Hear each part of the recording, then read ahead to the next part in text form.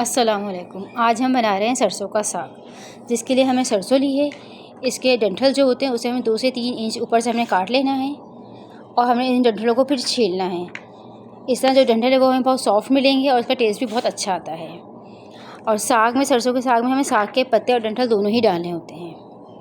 तो इस तरह हमने इनको छील के सरसों के साग को हमने बारीक काट लेना है। और सरसों के अगर ऊपर येलो फूल हो तो हमने उनको यूज़ नहीं करना होता, क्योंकि इससे साग कड़वा हो जाता है। तो आपने सरसों के साग बनाते ही इन बातों का ख्याल रखना है। हमने बाथू लिया है, बाथू के हमने पत्ते तोड़ने, जिस तरह के मेथी के पत्ते तोड़ते हैं। और इन पत्तों को तोड़ने के बाद हमने इनको भी बारीक काट लिया है। अगर आपको बाथू ना मिले तो आप इसके बगैर भी साग बना सकते हैं, क्योंकि बाथू ज़रा मुश्किल से ही मिलता है। हमने देसी पालक लिया है।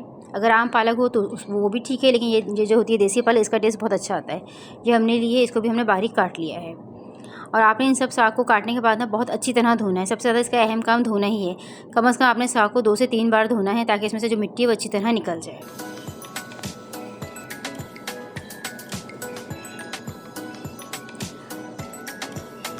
हमने सरसों का साग लिया है 2 किलो, बाथू हमने लिया है 1 पाव, पालक हमने ली है 1 किलो और मेथी हमने ली है आधा पाव। इन सबको हमने पहले ही काट के रख लिया था। अब लहसुन हमारे पास है 10 से 12 अदद, अदरक का हमने लिए 2 से 3 इंच का टुकड़ा और हरी मिर्च हमने 10 से 12 अदद ली हैं। इन सब चीज़ों को हमने बारीक चॉप कर लेना है। अब हमें पतीली लेनी है और उसमें हमने सरसों का साग भी डाल दिया और बाथू भी डाल दिया है। अब इसमें हमने 2 गिलास पानी डालना है।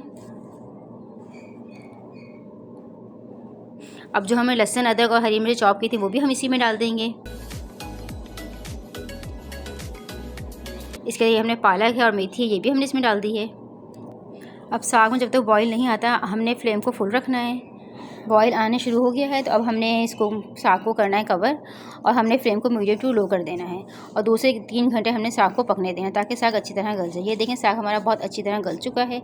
अब हमने नमक 2 टीस्पून डाला है इसके अंदर और अब हमने साग को घोट लेना है। अगर आप चाहते हैं तो ग्राइंडर में भी घोट सकते हैं।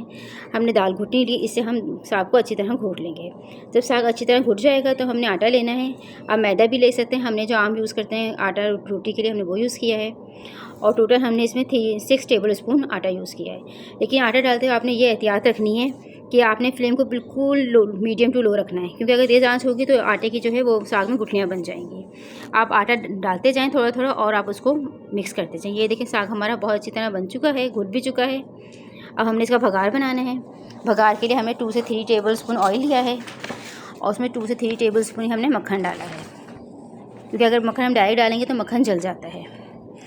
अब ऑयल गर्म हो चुका है। अब ये लहसुन है 2 से 3 अदद, इसको हमने बारीक चॉप किया, बारीक काटा हुआ है। और अदरक भी हमने 1 इंच का टुकड़ा लिया, वो भी हमने बिल्कुल बारीक काटा हुआ है। इसको हमने लाइट ब्राउन करना है, इन दोनों चीज़ों को। जब ये दोनों से लाइट ब्राउन हो जाएंगी तो मेरे पास सूखी हुई लाल मिर्चें हैं, वो हमें डालनी, जो कि 3 से 4 अदद हैं। इसको भी डाल के 1 से 2 मिनट बाद हमने साग डाल देना है इसके अंदर। और साग को डाल के भी हमने 2 से 3 मिनट भूनना है, ताकि साग के अंदर सारा जो मसाला है भगार ये अच्छी तरह मिक्स हो जाए दोनों चीज़ें। अब साग को हमने डिश आउट कर लेना है और इसके ऊपर से हमें देसी मक्खन रख देना है और अदरक काट के डाल देनी है।